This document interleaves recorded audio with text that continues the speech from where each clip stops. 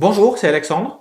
Aujourd'hui, je vous propose d'expliquer avec des illustrations ce qu'est notre empreinte écologique et comment nous nous comportons sur notre planète. Alors voilà ce dont nous avons besoin pour fournir les ressources que nous utilisons et pour absorber nos déchets. Une planète et demie.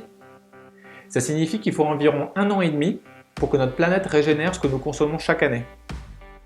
Le réseau Global Footprint Network calcule chaque année Earth Overshoot Day, le jour où notre consommation dépasse la production de notre planète. En 2013, c'était le 19 août. Alors imaginez que c'est comme un compte bancaire. Pendant 7 mois et 20 jours, nous vivons avec nos revenus annuels. Ensuite, nous dépensons notre capital. On dirait qu'il y a un truc qui cloche, non? Notre empreinte écologique mesure la surface terrestre et marine dont nous avons besoin pour produire les ressources que nous utilisons, des choses comme l'énergie, la nourriture, les terrains à bâtir, le bois, les produits de la mer, et pour absorber les déchets que nous produisons. Notre biocapacité, c'est la surface biologiquement productive qui est disponible pour fournir ce dont nous avons besoin et pour absorber nos déchets. Donc on peut comparer empreinte écologique et biocapacité pour voir si nous sommes bien équilibrés ou non. Regardons ça d'un peu plus près. Je vis au Canada et notre empreinte écologique en 2007, qui a été publiée en 2010, était de 7,01. Ça signifie que pour produire ce que nous consommons chaque année, nous avons besoin de 7,01 hectares par personne. Mais nous vivons dans un pays gigantesque et notre biocapacité est de 14,92 hectares par personne. Donc, si on fait le calcul, la différence est de 7,91, ce qui signifie que techniquement, nous sommes un pays écologiquement créditeur. Alors, est-ce que ça signifie que c'est correct de consommer autant que nous le faisons? Pas vraiment, parce que si tous les pays du monde consommaient autant que nous, il nous faudrait plus de 4 planètes pour produire les ressources que nous utilisons et pour absorber nos déchets. Parce que tous les pays ne sont pas aussi grands, avec autant de forêts et autant de ressources naturelles.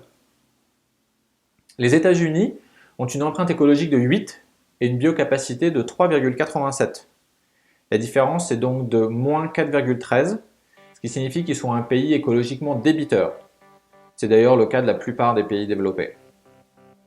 Parmi les plus petites empreintes écologiques, la République démocratique du Congo a une empreinte de 0,75. Alors même s'ils ne sont pas du tout un pays riche économiquement parlant, ils ont une biocapacité de 2,76, donc vous voyez qu'ils sont également un pays écologiquement créditeur avec une différence de 2,01. Le réseau Global Footprint Network a publié les empreintes écologiques dans les pays à revenus bas, moyens et élevés entre 1961 et 2008. Cette ligne, c'est la biocapacité moyenne du monde. Qu'est-ce que vous remarquez? Oui, elle diminue systématiquement. Donc en gros, plus un pays est riche, plus son empreinte écologique est élevée. Quand on peut se le permettre, c'est difficile de résister.